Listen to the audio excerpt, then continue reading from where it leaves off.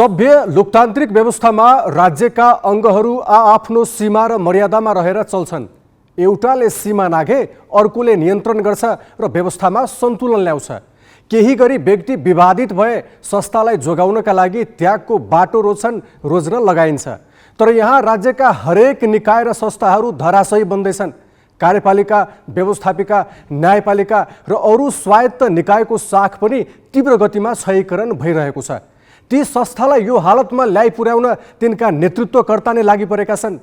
जस्तासुकै आरोप र विवाद छताछुल्ल हुँदा पनि ती पदमा लिसो झै टाँसिन्न चाहन्छन्। हेरौँ यो रिपोर्ट। नेपाल राष्ट्र बैंकका गभर्नर महाप्रसाद अधिकारी यति बेला दलीय आबद्धताको आरोपले थिचिएका छन्। देशको मौद्रिक नीति सञ्चालन गर्ने केन्द्रीय बैंकको प्रमुख भएर एमालेको एउटा केन्द्रीय विभागको सदस्य बसेको भनेर टीका टिप्पणी हुन थालेपछि यति बेला उनलाई आफ्नो तटस्थता प्रमाणित गर्न कठिन भइरहेको छ। मौद्रिक नीति तर्जुमा गरिरहँदा उठेका यी प्रश्नले अधिकारीको व्यावसायिक निष्ठा र नैतिक धरातलका साथै राष्ट्र बैंक जस्तो स्वायत्त संस्थाको विश्वसनीयता समेत खलबलाउने चिन्ता बढाएको छ। देशको आर्थिक मौद्रिक अवस्था र ढुकुटी सञ्चालनसँग प्रत्यक्ष जोडिएको कार्यकारी अङ्ग अर्थ मन्त्रालयमा त झन् कुन हदसम्मका गैर व्यावसायिक हरकत हुने रहेछन् भन्ने बजेट निर्माण अघि पछिका दृश्यले छर्लङ्ग पारिदियो। माओवादी नेता जनार्दन शर्माले करका दर हेरफेर गर्न मध्यरातमा अनधिकृत व्यक्तिलाई पहुँच दिएको र प्रमाण मेटाउन सीसीटीभी क्यामेराका अभिलेख नै नष्ट गरेको विवरण बाहिर आयो। त्यति हुँदा पनि उनको दल माओवादी र प्रधानमन्त्री शेरबहादुर देउबा उल्टै बचाउमा लागे।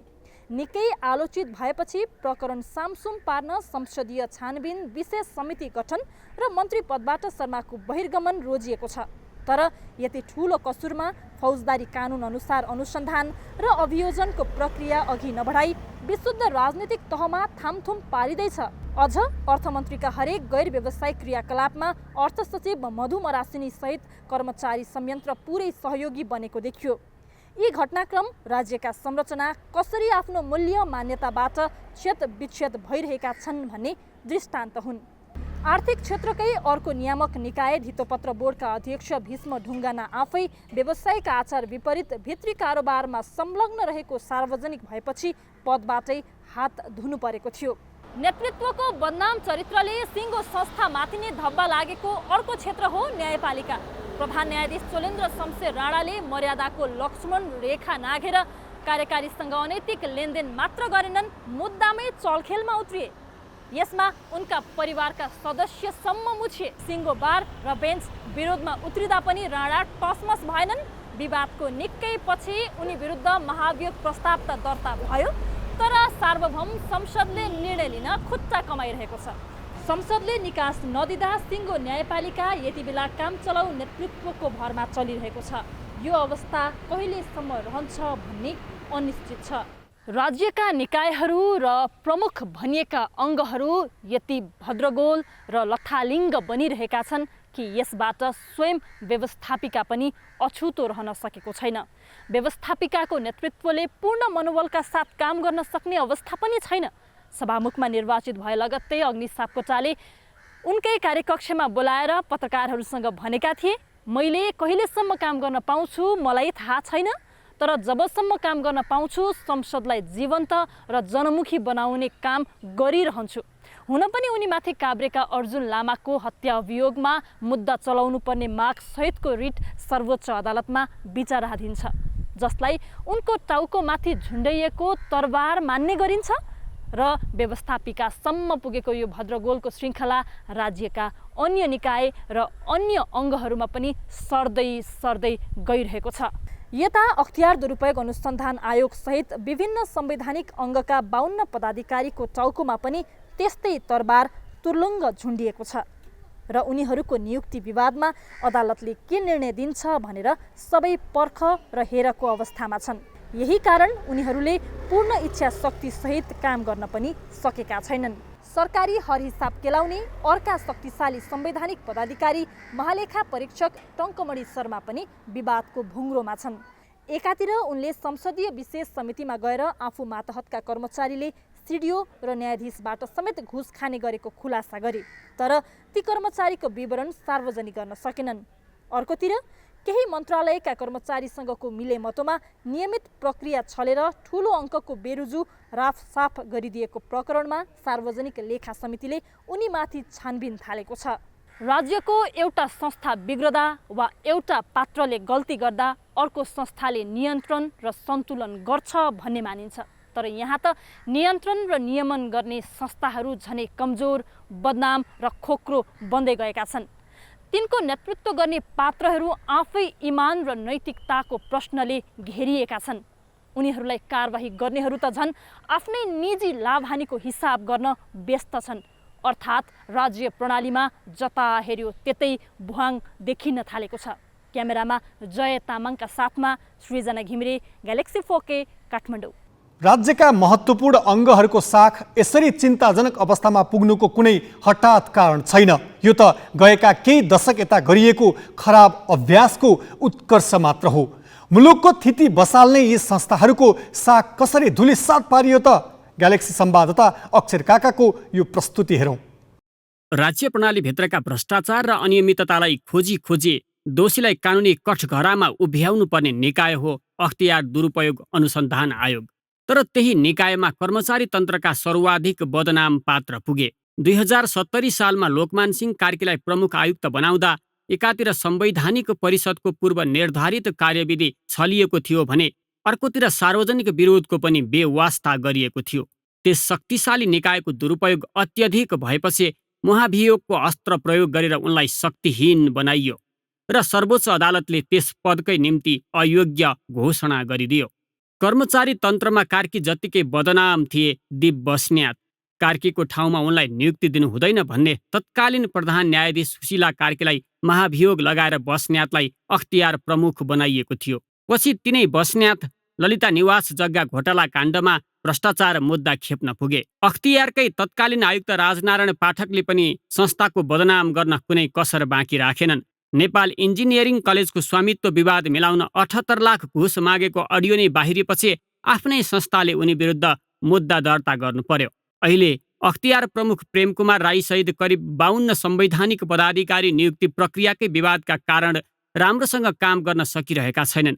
यो मुद्दा अहिले सर्वोच्च अदालतको संवैधानिक इजलासमा विचाराधीन छ। महालेखा परीक्षक टङ्कमणि शर्मा हाकाहाकी आफ्ना कर्मचारी घुस्याहा भन्दै हिँडेका छन्, तर को हुन् भनेर सार्वजनिक गर्न चाहँदैनन्। राज्यका निकाय कमजोर बन्दै जाँदा आश गर्ने निकाय अदालत हुन्छ, तर अदालत स्वयं व्यतिथिको मानक बनेको छ। 2070 दामोदर शर्मा प्रधान न्यायाधीश हुँदा उनले अदालतलाई व्यतिथिको अखडा नै बनाए। पेशी व्यवस्थापनमा बिचौलियाको प्रयोगदेखि छानी विवादितलाई नियुक्ति दिन उनले कति पनि लाज मानेनन्। अर्का प्रधान न्यायाधीश गोपाल पराजुलीको अदालत प्रवेशदेखि बहिर्गमनसम्मै विवादित रह्यो। सर्वोच्चका बहालवाला 4 उम्दा न्यायाधीशलाई बीचमै घर पठाएर अनेक चलखेल गरी सर्वोच्चमा नियुक्ति पाएका उनले प्रधान न्यायाधीशको पदावधि लम्ब्याउन नक्कली नागरिकतादेखि उमेर ढाँट्नेसम्मका हरकत गरे। दीपकराज जोशीको पनि लज्जाजनक बहिर्गमन भयो। पराजुलीसँगै चलखेलकै बाटोबाट सर्वोच्च छिरेका उनी पनि शैक्षिक प्रमाणपत्र विवादमा तानिए। संसदीय सुनवाईबाटै फालिएपछि प्रधान न्यायाधीश भने बन्न पाएनन्। त्यसपछि प्रधान न्यायाधीश बन्ने पालो आएका ओम प्रकाश मिश्र पनि विवादित प्रक्रियाबाटै सर्वोच्च प्रवेश गरेका थिए। उनले पनि सेटिङमा पेशी तोकेको आरोप खेपे। विवादित न्यायाधीशलाई काखी च्यापे। भ्रष्टाचार मुद्दामा लगालग सफाई दिएर न्यायपालिकाको नौर गिराए। चोलेन्द्र शमशेर राणाले झन् व्यतिथिमा सबैलाई उछिने। चलखेलकै ढोकाबाट सर्वोच्च पुगेका उनले इजलास गठन र पेशी तोक्दा सेटिङ बाहेक अरूमा ध्यान दिएनन्। कार्यकारी सङ्घको उठबस र भाग शान्ति खुलेआम गर्न भ्याए। महाभियोग र निलम्बनपछि पनि उनी निर्लज्ज रूपमा सरकारी आवास ओगटिरहेका छन्। व्यवस्थापिकाको अवस्था पनि राज्यका अरू निकाय सरह नै छ। संसद आफ्नो बिजनेसमा हिँड्न पाएकै छैन। सांसदहरूको ध्यान कानुन निर्माण भन्दा अन्यत्रै छ। कृष्ण बहादुर महरा सभामुख पदमा बहाल रहेकै अवस्थामा यौन दुराचारको आरोपमा बहिर्गमित हुन पर्यो। त्यसो त उनले सभामुखको भूमिकामा रहेर दलको पृष्ठपोषण गरेको र संसदको मर्यादा भत्काउन लागि परेको आरोप पनि लागिरह्यो। उनको ठाउँमा अग्नि सापकोटा आए, तर संसदीय परम्परा र मूल्यको जगेर्ना गर्न नसकेको आरोप त खेपिरहेकै छन्। त्यस बाहेक द्वन्द्वकालीन मुद्दाले पनि उनलाई छाडेको छैन। मुलुकको कार्यकारी अङ्ग झन जीर्ण र कमजोर जगमा छ। पूर्ववर्ती प्रधानमन्त्री केपी शर्मा ओलीले 2 पटक संसद विघटन मात्रै गरेनन्, पार्टी संसदमा कमजोर बन्दै गएपछि अध्यादेशको सहारामा शासन गर्न खोजे। गैर सांसदको भिड मन्त्री परिषदमा लगाए। अहिले शेरबहादुर देउबा पनि त्यही बाटोमा छन्। केपी ओलीका कदम सच्याउन परमादेशबाट सत्तामा पुगेका देउबा ओलीकै अर्को रूप बन्न खोज्दैछन्। हिजोका भन्दा खराब अध्यादेश उनले ल्याएका छन्। स्वायत्त निकायमा हस्तक्षेप बढाएका छन्।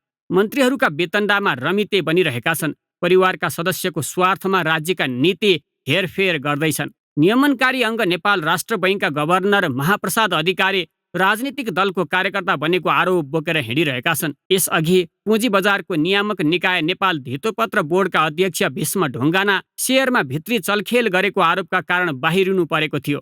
बुक बिल्डिङ प्रक्रियाबाट सर्वसाधारणलाई सेयर बेच्ने अनुमति दिँदा उनले छोरीका नाममा सर्वोत्तम सिमेन्टको करिब 12,000 किता सेयर हात पारेको पाइएको थियो। अहिले जसरी राज्य चलिरहेको छ यसले कतातिर लैजाँदैछ भनेर हामीले संविधानविद बिमार्जुन आचार्यलाई सोधेका छौँ। अब यस्तो राज्यमा पनि केही कुराहरू स्वचालित हुँदो रहेछ। यसमा निकममा प्रधानमन्त्री भए पनि, राम्रो प्रधानमन्त्री भए पनि, अथवा राज्यका निकायमा बस्ने अरू व्यक्तिहरू ठिक भए पनि बेठिक भए पनि जस्तो भए पनि केही कुराहरू स्वचालित रूपमा चल्ने भएको कारणले गर्दा यहाँले सोध्नुभयो जस्तो यी सबका बावजुद पनि राज्य कसरी चलेको होला भन्ने एउटा क्वेसन त लाग्छ। त्यसै गरी चल्या हो, तर यसलाई चलेको मानिँदैन। राज्य चल्नु भनेको उज्यालो भयो, अनि फेरि राति पर्यो, अनि गाडीहरू हिँडे, मिडियाहरू चले, मान्छेहरू बोले, खाना खाए, सुते, राज्य चलिरहेको छ नि भन्ने कुरा हुँदैन। अहिलेको आधुनिक राज्य, यो 21st सेन्चुरीको राज्य भनेको राज्य जस्तो हुनुपर्छ। यसका केही निश्चित शर्तहरू हुन्छन्। त्यस्तो राज्य जुन राज्यले नागरिकलाई सुरक्षा दिएको हुन्छ, नागरिकका अधिकारहरूले संरक्षण गरेको हुन्छ, उनीहरूको खुसी वृद्धि गर्ने, ह्याप्पिनेसलाई म्याक्सिमाइज गर्ने काम गरेको हुन्छ, अनि राज्यका सबै निकायहरू चुस्त दुरुस्त हुन्छन्, उनीहरूले कानुन बमोजिम काम गर्छन्, पदाधिकारीहरू चुस्त दुरुस्त हुन्छन्, त्यहाँ करप्सन हुँदैन। यो सबै चिजलाई हामीले अहिलेको भाषामा लोकल कल्याणकारी राज्यको भाषामा त्यसलाई राज्य भन्ने भएको कारणले गर्दा नेताहरूले बुझ्या जस्तो वा यिनीहरूले गरे जस्तो त्यो राज्य चाहिँ होइन। हामी एउटा असफल राज्यतिर उन्मुख भइरहेका हौँ कि मुलुकको भोलि पहिचान नै मुलुकको अन्तर्राष्ट्रिय मान्यता, जसलाई इन्टरनेसनल ग्लोबल रिकग्नेसन भनेर भन्छ, त्यो माथि नै सङ्कट आउने हो कि भन्ने खालको जुन घटनाहरू भएका छन्। मलाई लाग्छ यो चिन्ताको विषय हो। तर यसो हुनुको प्रमुख कारण भनेको हामीले यी ठाउँमा पठाउने व्यक्तिको छनौट गर्दा जुन ढङ्गले हामी चुक्यौँ, चाहे त्यो न्यायालय होस्, चाहे राज्यका अरू निकायहरू हुन्, त्यहाँ साँच्चै नै त्यो पदको लागि सक्षम व्यक्ति, उपयुक्त व्यक्तिको छनौट हुनुपर्ने थियो। त्यो रिक्रुटमेन्टमा, त्यो सेलेक्सन प्रक्रियामा हामी चुकेको कारणले गर्दाखेरि यो एउटा गन्जागोलको अवस्था भएको हो। थिति बसाल्नुपर्ने निकाय नै एकपछि अर्को गरी साखहीन र धराशयी बन्दैछन्। यो अवस्थामा विराम लगाउन कसले के गर्नु पर्ला भनेर हामीले पूर्व प्रशासक भोजराज पोखरेललाई सोधेका छौँ। आम जनताको सोच अथवा अपेक्षा आकाङ्क्षा के थियो भने हिजोका कमी कमजोरीहरू, हिजोका हिलोहरू, हिजोका फोहोरहरू सबै सफा हुन्छन्, बढारिन्छन्। मुलुक एउटा चाहिँ जुन एउटा असल शासन रूपी हाइवे मुलुकमा बन्छ, अनि त्यो हाइवेमा गएर चाहिँ मुलुकलाई टेकअफ गर्छ। त्यो हामी सबैको मान्यता थियो। खास गरेर नयाँ संविधान आएपछि भएको निर्वाचन पछिको हाम्रो त्यो अपेक्षा थियो। तर व्यवहारले त त्यो देखाएन। जे गरे पनि हुँदो रहेछ भन्ने खालको फेजमा हामी रहेछौँ, होइन भने अहिले जुन किसिमको यहाँले भन्नुभयो र जुन किसिमको वातावरण देखिराखेको छ, यो भने त राज्य फेल हुने, फेल स्टेट भन्छ नि, त्यो जाने बाटो। जब राज्यका त्यस्ता संस्थाहरू कमजोर हुन्छन्, उनीहरूले आफ्नो दायित्व निर्वाह गर्न सक्दैनन्, त्यसपछि के हुन्छ भन्दा नन स्टेट एक्टर्सहरू अथवा इन्ट्रेस्ट ग्रुपहरू बलियो हुन्छ, अनि राज्यका विभिन्न उसले गर्ने निर्णयहरू चाहिँ त्यो इन्ट्रेस्ट ग्रुपहरूले चाहिँ निर्णय गरे हुन्छ। सबैलाई एकाउन्टेबल बनाउने थलो भने पार्लियामेन्ट हो।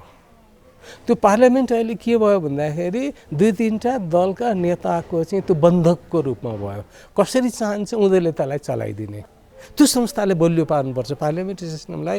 त्यसैले कसरी बलियो पार्न सकिन्छ त्यही उपायहरू खोज्नुपर्ने हुन्छ।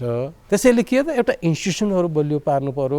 इन्स्टिट्युसनहरू कहाँ कहाँ केबाट विक भएको छ त्यसलाई हामीले चाहिँ बलियो पार्नु पर्यो।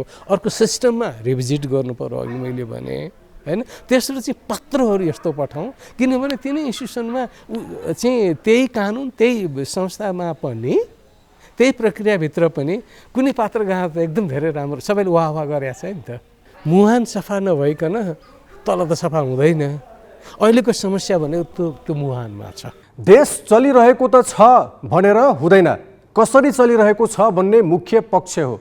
संस्थाको मर्यादा, प्रणालीको प्रभावकारिता र नागरिकप्रतिको जवाफदेहिता कायम गर्ने जिम्मेवार पदाधिकारीले कुन स्तरमा काम गरेका छन् एकपटक हेरौँ, मनन गरौँ र प्रश्न गरौँ, के हामीले चाहेको यही हो त?